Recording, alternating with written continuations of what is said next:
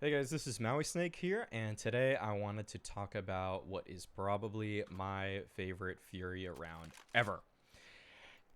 This round justifies so much of what modern meta Counter-Strike is, and of course, really, that it's Furia to do it. So let's get into it here for a little bit of context. This is from the grand finals of ESL Pro League North America, so there's a lot at stake here. Furia just finally took the lead in this game after 100 Thieves had complete control of it for the majority. And as most Furia rounds do, it's going to start with a little bit of art, but really, he's just going to be forced off of the angle. So let's just take this moment to recognize what it is that Furia are doing and maybe a little bit as to why they're doing it here. So early on, we see that 100 Thieves are on really a half buy, a single Mac 10, 4 Tech 9s, and Furia with a full buy here, but their money is actually, it's not looking too good. Like, this is a very important round for them here. If they get reset here, this is a big deal. So early on, Furia contesting for a little bit of banana control there, but Art gets smoked off of the angle and really has to fall off with his team. But instead of just kind of falling off to the bomb site, he actually falls all the way back, and we're going to see Furia regroup towards this A side of the map here. Art, always looking for the info for his team, will look for a pick towards middle, though. And he's hearing all of the utility right here. So a moment of silence for all of the lost utility that 100 Thieves is never going to get back. We can see that only 2 flashes are left now on the side of 100 Thieves, and what Furia is doing is why they are just such an exciting team.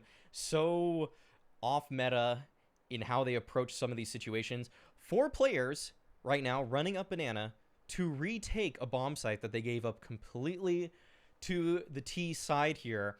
High risk, high reward situation, but it just makes so much sense. I'll get into the theory a little bit more. Let's watch this one play out here as Vinny just simply runs up banana. Doesn't even stop. Takes down JKS, and now Furia are looking to do what is more or less their standard B exec onto the site, but in a retake situation where all 5 of them are coming up from banana. Vinny entry fragger coming in here, looking for something. Does get spotted by Liaz, and Azur and crew just desperately trying to hold on here as Furia, with the full 5-man retake onto this bomb site here, do end up falling, and K Serato finds the defuse, ending the round in Furia's favor, and they keep 3 players alive. So let's talk about the theory just briefly here as to why that was so successful. 1, let's look at the money situation. So what 100 Thieves just did in the previous round is that they found 3 kills and a bomb plant, and they were getting a 2,900 round loss bonus. So they were going to actually receive $3,700 off of their previous round. And Furia knew this. So what Furia is able to understand at the beginning of this round is that 100 Thieves are either going to be going for a force buy with absolutely minimal utility or a half buy, and knowing that 100 Thieves likes to play on the slightly more conservative side, as they like to just let themselves, let their gun rounds with full utility do the majority of their talking in their game plans, it was a safe assumption for Furia that they were likely going to be seeing Tech 9s, maybe a Mac 10 there, and really just light util across the board.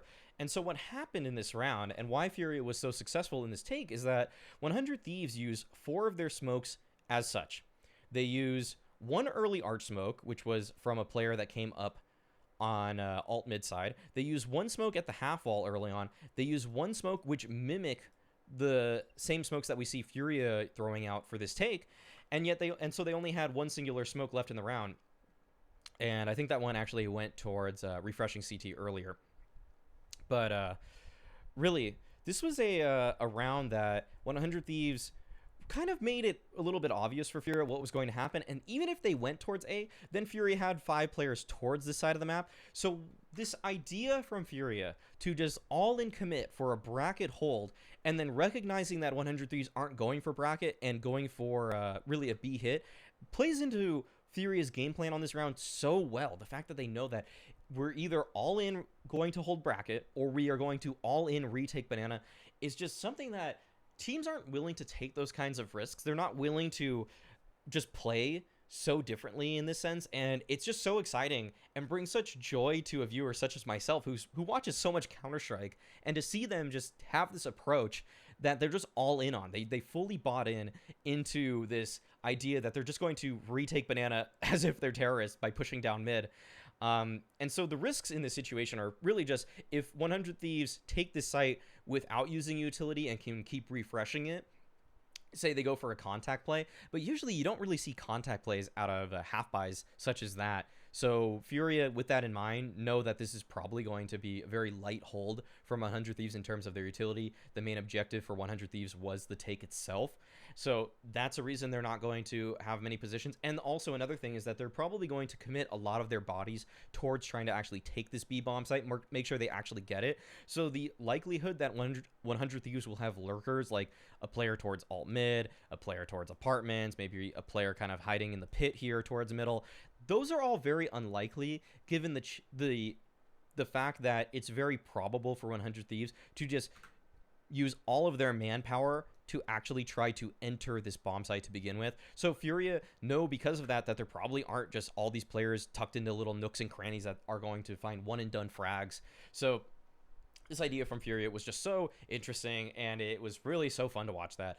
We'll see the replay right here, though. This is what ESL showed on the broadcast itself after this all happened. We see that Vinny was able to find that entry despite being a CT. It looks like he's just taking an entry fraggers route, and here's the whole nade exec that comes out from him. Coffin smoke, CT smoke, molly towards new box, nade towards emo as well, and they just clean up the site as is. So we're going to see the reactions here. Azur tries to hold the line, but just gets spammed through the smoke at the end of the round. And Art just looks like it's another day in the office for him. JKS is like, what the F just happened to me and our team? But that's going to be it here. Hope you guys enjoyed this because I really enjoyed watching this round. I wanted to just demonstrate how interesting this was. I alluded to this round on the latest It's Server Time podcast, and so hopefully you guys look forward to that as well. That new episode 2 is going to be coming out within the next 48 hours. We have a special guest with us, and if you guys like analytical YouTube videos, especially of pro play, then you're gonna like this guest as well. So hopefully you guys enjoy that, and just wanted to really show you guys what Furia do that makes them so exciting to watch. And as always, being toxic is a choice.